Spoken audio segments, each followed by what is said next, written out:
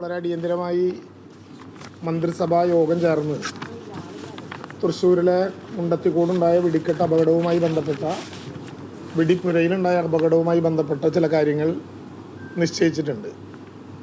ഒന്ന്, ഇന്ന് ക്യാബിനറ്റ് തൃശ്ശൂർ മുണ്ടത്തിക്കോട് വെടിക്കെട്ട് പുര സ്ഫോടനത്തെ സംസ്ഥാനത്തെ സവിശേഷ ദുരന്തമായിട്ട് പ്രഖ്യാപിക്കാൻ നിശ്ചയിക്കുകയാണുണ്ടായത്. സംസ്ഥാനത്തെ സവിശേഷ ദുരന്തമായി പ്രഖ്യാപിക്കുന്നതിന് സംസ്ഥാന ദുരന്ത നിവാരണ അതോറിറ്റിയോട് അതിൻ്റെ സ്റ്റേറ്റ് എക്സിക്യൂട്ടീവ് കമ്മിറ്റിക്ക് ആവശ്യമായ നിർദ്ദേശം ക്യാബിനറ്റ് നിശ്ചയിച്ചനുസരിച്ച് രേഖപ്പെടുത്തുകയുണ്ടായി. ഇതൊരു സവിശേഷ ദുരന്തമായി പ്രഖ്യാപിച്ചാൽ മാത്രമേ അതുമായി ബന്ധപ്പെട്ട് നമ്മൾ ചിന്തിക്കുന്ന വിധത്തിലുള്ള സഹായങ്ങളും മറ്റു കാര്യങ്ങളും ചെയ്യാൻ കഴിയുന്നുള്ളൂ എന്നുള്ളത് കൊണ്ടാണ് അങ്ങനെ ഒരു സവിശേഷ ദുരന്തമായി അത് പ്രഖ്യാപിക്കുകയുണ്ടായത്. ഇതിൻ്റെ ഭാഗമായി മരിച്ച ആളുകളുടെ ആശ്രിതർക്ക് സംസ്ഥാന ദുരന്ത പ്രതികരണ നിധിയിൽ നിന്ന് 4 ലക്ഷം രൂപയും മുഖ്യമന്ത്രിയുടെ ദുരിതാശ്വാസ നിധിയിൽ നിന്ന് 10 ലക്ഷം രൂപയും അടക്കം 14 ലക്ഷം രൂപ നൽകാൻ വേണ്ടിയാണ് നിശ്ചയിച്ചിട്ടുള്ളത്. അതോടൊപ്പം തന്നെ പരിക്കേറ്റവർക്ക് ദുരന്ത പ്രതികരണ നിധി പ്രകാരം അനുവദനീയമായ തുക ലഭ്യമാകും. അതിനു പുറമെ 2 ലക്ഷം രൂപ കൂടി മുഖ്യമന്ത്രിയുടെ ദുരിതാശ്വാസ നിധിയിൽ നിന്ന് പ്രത്യേക സഹായമായി SDRF നിന്ന് കിട്ടുന്ന പണത്തിന് പുറമെ CMDRF നിന്ന് 2 ലക്ഷം രൂപ കൂടി നൽകും. പരിക്കേറ്റവരെ 6 മാസക്കാലത്തേക്ക് സർക്കാരോ സ്വകാര്യ ആശുപത്രിയിലോ ചികിത്സ ചെയ്യേണ്ടി വരുന്നതിൻ്റെ പൂർണ്ണമായിട്ടുള്ള ചെലവുകൾ സർക്കാർ എടുക്കാൻ നിശ്ചയിച്ചു. ആ നിശ്ചയിച്ചതിൻ്റെ അടിസ്ഥാനത്തിൽ ആവശ്യമായ സംഖ്യ ജില്ലാ കളക്ടർക്ക് ദുരന്ത പ്രതികരണ നിധിയിൽ നിന്നും അതുപോലെ തന്നെ മുഖ്യമന്ത്രിയുടെ ദുരിതാശ്വാസ നിധിയിൽ നിന്നും അനുവദിക്കാനുള്ള തീരുമാനവും എടുത്തു. 6 മാസക്കാലത്തേക്ക് അധികമായി ചികിത്സ വേണ്ടി വന്നാൽ മെഡിക്കൽ ബോർഡിൻ്റെ തീരുമാനത്തിൻ്റെ അടിസ്ഥാനത്തിൽ ശുപാർശ ചെയ്യപ്പെട്ട സ്വകാര്യ ആശുപത്രിയിൽ വേണ്ടിവരുന്ന പൂർണ്ണമായിട്ടുള്ള ചെലവും CMDRF നിന്ന് തന്നെ അനുവദിക്കാം എന്ന് ആലോചിച്ചു.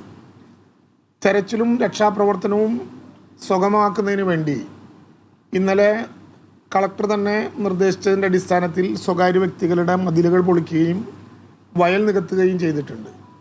അത് പൂർവ്വസ്ഥിതിയിലാക്കി കൊടുക്കുന്നതിന് വേണ്ടി ചെലവാകുന്ന യഥാർത്ഥ തുക ജില്ലാ കളക്ടർ നൽകുന്ന പ്രപ്പോസലിൻ്റെ അടിസ്ഥാനത്തിൽ ദുരന്ത പ്രതികരണ നിധിയിൽ നിന്ന് അനുവദിക്കാം എന്ന് നിശ്ചയിച്ചിട്ടുണ്ട്. ഈ ദുരന്തവുമായി ബന്ധപ്പെട്ട് ഈ സ്ഫോടനവുമായി ബന്ധപ്പെട്ട് സ്ഫോടനത്തിൻ്റെ ഭാഗമായി ഏതെങ്കിലും വിധത്തിലുള്ള കെട്ടിടങ്ങൾക്ക് നാശനഷ്ടം ഉണ്ടായിട്ടുണ്ടെങ്കിൽ അതിൻ്റെ തോത് കണക്കാക്കി അടിയന്തരമായി കളക്ടറോട് റിപ്പോർട്ട് സമർപ്പിക്കാൻ ആവശ്യപ്പെടുകയും ആ റിപ്പോർട്ടിൻ്റെ അടിസ്ഥാനത്തിൽ ആവശ്യമായ നഷ്ടപരിഹാരം നൽകുന്നതിന് വേണ്ടി തീരുമാനിക്കുകയും ചെയ്തു. അടിയന്തരമായിട്ടുള്ള സഹായം എന്ന സ്ഥിതിയിൽ ദുരന്ത പ്രതികരണ നിധിയിൽ നിന്ന് 50 ലക്ഷം രൂപ ഇവിടെ ജില്ലാ ഭരണകൂടത്തിന് കൈമാറിയിട്ടുണ്ട്. ഇതിനു പുറമെ മുണ്ടത്തിക്കോട് വെടിക്കെട്ട് പുര സ്ഫോടനത്തെ സംബന്ധിച്ച് ഒരു ജുഡീഷ്യൽ അന്വേഷണം സർക്കാർ പ്രഖ്യാപിക്കുകയാണ്. ജസ്റ്റിസ് CN രാമചന്ദ്രനായിരിക്കും ജുഡീഷ്യൽ അന്വേഷണത്തിൻ്റെ ചുമതല വഹിക്കുന്ന ജുഡീഷ്യൽ ഓഫീസർ എന്നുകൂടി നിശ്ചയിച്ചിട്ടുണ്ട്.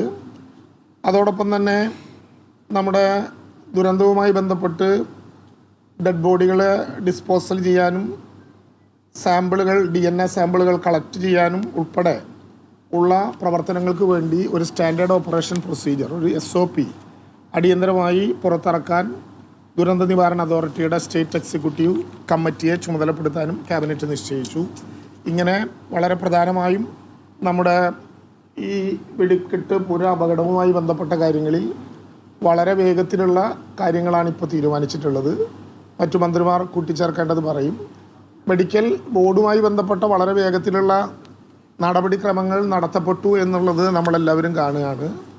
DNA ടെസ്റ്റാണ് പ്രധാനമായിട്ടും വരുന്നത്. കാരണം ചിന്നിച്ചിതറിയ ബോഡിയുടെ ഭാഗങ്ങളാണ് പലതും വന്നുകൊണ്ടിരിക്കുന്നത് എന്നുള്ളത് കൊണ്ട് ഓട്ടോപ്സി ടെസ്റ്റ് നടത്തിയാലും അതിനെ തുടർന്ന് DNA സാമ്പിളുകൾ കൂടി പരിശോധിച്ചാൽ മാത്രമേ യഥാർത്ഥ ആളെ കണ്ടുപിടിക്കാനാകൂ എന്നുള്ളത് കൊണ്ട് അതിനു വേണ്ടിയിട്ട് രാജീവ് ഗാന്ധി ഇൻസ്റ്റിറ്റ്യൂട്ടിൽ നിന്നുള്ള സംഘം ഇതിനകം തൃശ്ശൂരിൽ എത്തിച്ചേർന്നിട്ടുണ്ട്. അവരേറ്റവും പെട്ടെന്ന് ആ നടപടിക്രമങ്ങൾ പൂർത്തീകരിക്കും.